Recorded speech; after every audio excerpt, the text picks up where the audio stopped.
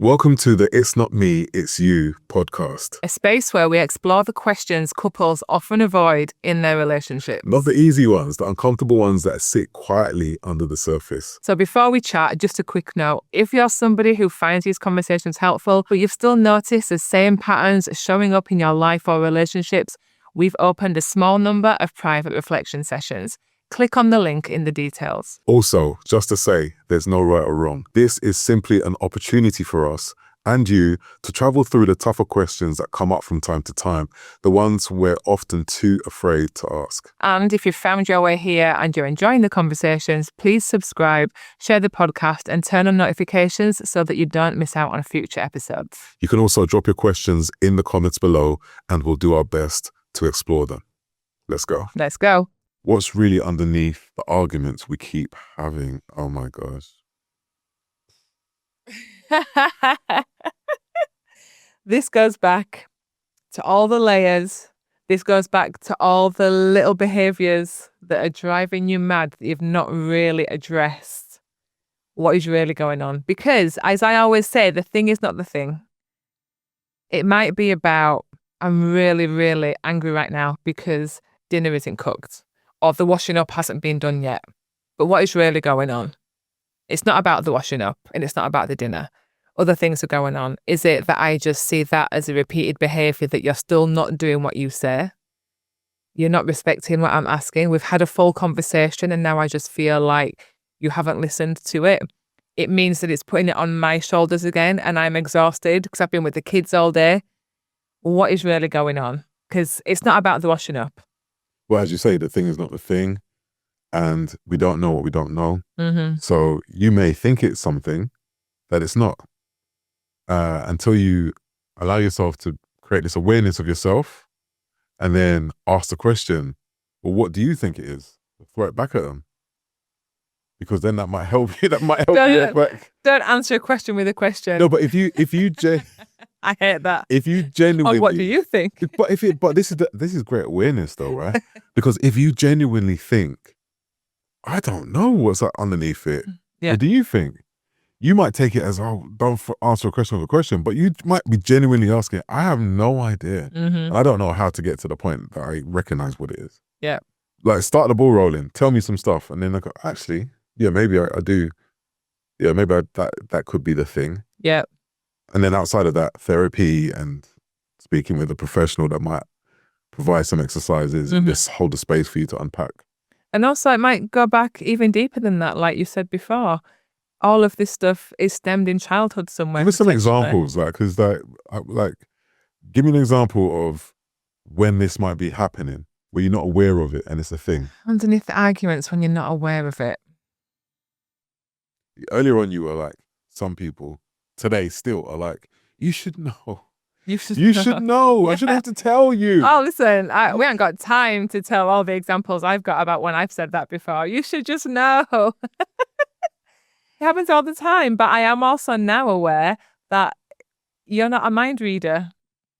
Why is it people think that you're in their head? Like, just because we're in a relationship, it doesn't mean that I know. Because you should just get it. What your brain is doing. You should know me completely. Right. 1000% in, out, emotional or not, like whatever's going on, you should know. Do you not even love me that you don't even know exactly what's going on in my brain? Like, why are you even here? What are you still doing here? But, this happens a lot. Yeah, it does, absolutely.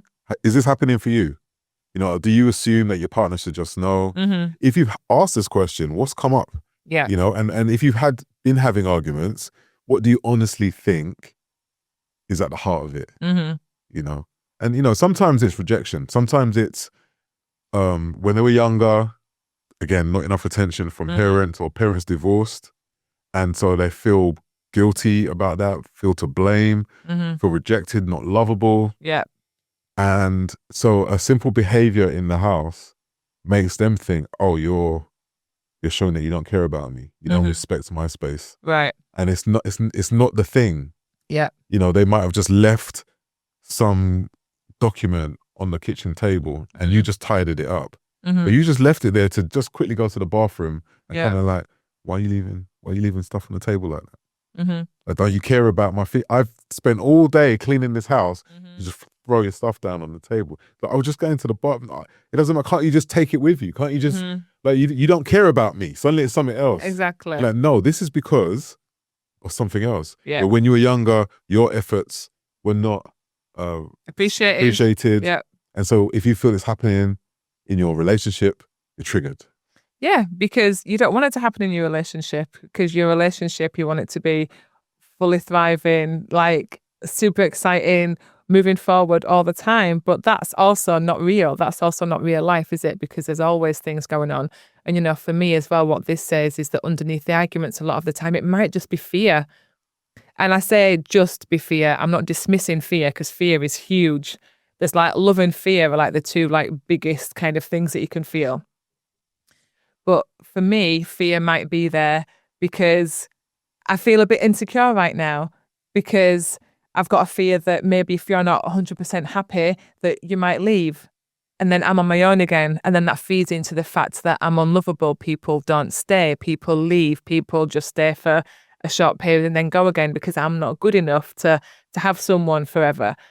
All of those things come up. So the thing is not the thing. It really isn't. So whenever you're bickering about little things, just dig a little deeper. And again, ask yourself, why am I so adamant about this washing up? Why am I adamant about this? Why is she still asking about this? Why is he not doing this? It's just having the conversation and knowing that you need to scratch the surface, because it's all just surface stuff. And what is really going on? Deep-rooted fears, fear of abandonment, fear of rejection, fear of not being seen, not being heard, not being listened to. You might be the youngest in your family where you literally didn't have a voice growing up.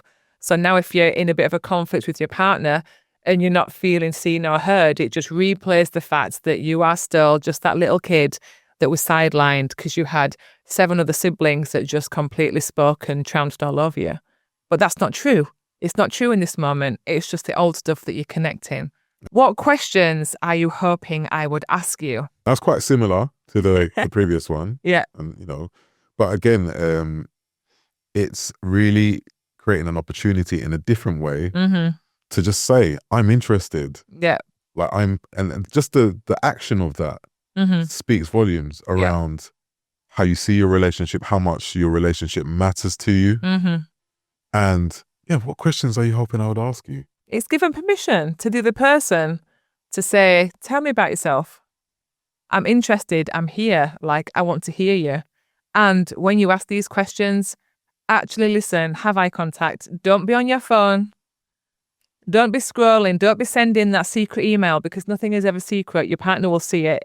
And when you're just a little bit disengaged, it is noticed. So if you are engaged in this conversation, just give it the full attention, because that, again, makes you feel seen and heard and loved and respected. The big thing, phones are a big thing. Yeah, phones are huge. Just a part of our lives and so on. I'm notorious for that, real talk.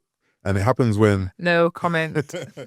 You're running a business, you're multitasking, that whole thing. But when it comes to giving time to your partner in your relationship, they will see when you go, hold on a minute, let me just turn my phone off. Or hold on a minute, let me just leave my phone on the side so we're not distracted. Those signals, and it's all about giving out signals that show that you care and that you're there and that you're willing. And it shows that you're ready to connect. And ready to connect. Unless you're both going through this, like I'm sat here now, I've got the iPad. I'm not on Facebook. Why are you focused on us? Why are you always on your iPad? I'm not checking my Insta. I'm here asking the questions because that's how we're controlling this out. But that is what it is. It's literally just having the eye contact, having that intent to really connect with the questions that you're asking. And when you are asking your partner or you want them to ask you, again, it's just another question. Actually, I'd like to share about this thing that happened, or I'd like to share where I'm really at, because I've actually been struggling a bit recently. And when someone's love language is something like quality time, that makes a profound difference. Exactly. So you've already asked those questions because you've already been there with those love languages and you've figured out what it is. And remember those things. If you're truly listening and you can put it into practice, that is when your relationship can shift hugely in a positive direction. If we met today, would we still choose each other? And I was thinking, as I was saying it, it's quite similar to the, would we still be together 10 years 10 from now? years, yeah. Again, what we're trying to do here is show how you can ask a similar thing in different ways that might hit differently, Right. but ultimately give a similar outcome. Yeah. So if we met today, would we still choose each other? And it opens up the gates to, who am I now? Yeah. And, how far have I come? What's the value I bring to this relationship? And it's a big thing that Big thing. you hear a lot of people talking about, what's the value? Who are you? What you're putting on the table, what you bring into the relationship. But really, what are you bringing to the relationship? Why are you in it? If we met today with all that we are now, would we still be together? Absolutely. And should we stay together? And should we stay together? Why are we staying together? Yeah. Do we want to? And I love how questions like this lead to other questions naturally. Yeah. And open up pockets of conversation that maybe you wouldn't have had otherwise. And it's about knowing as well, if we met today, the other one was like looking 10 years in the future. No one can do that. You can't predict it. But you know how you feel today. And if you don't, that's when you need to take a moment for yourself and ask that question. How am I today? If we did meet today, would we still choose each other? And start where you are, always. We've put together a short guide with 50 questions couples avoid. Let us know which ones really resonate and how you get on with them. Everyone's relationship and situation is different. So have fun using them as a guide for getting your questions answered in your relationship. And remember to ask yourself the same questions too.